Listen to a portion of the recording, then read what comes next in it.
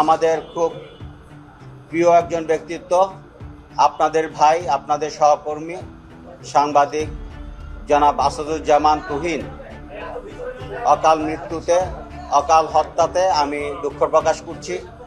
আমি সমবেদনা প্রকাশ করছি তার পরিবারের প্রতি। আমি ক্ষমা প্রার্থনা করছি।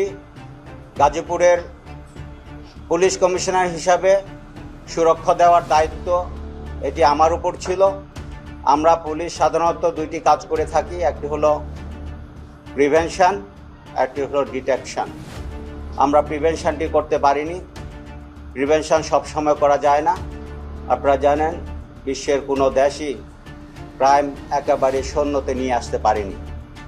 তাই ক্রাইম হয়ে যেতে পারে, আমাদের শত চেষ্টার পরেও ক্রাইম হয়ে যেতে পারে। তারপরেও কোনো ক্রাইমকে আমরা ছোট করে দেখি না।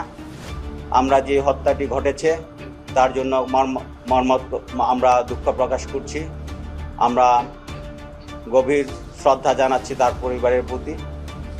আর এই ধরনের ক্রাইম থেকে যেন প্রত্যেককে আমরা বেঁচে থাকতে পারি, প্রত্যেককে আমরা সুরক্ষা পাই, তার জন্য সকলের সহযোগিতা চাচ্ছি।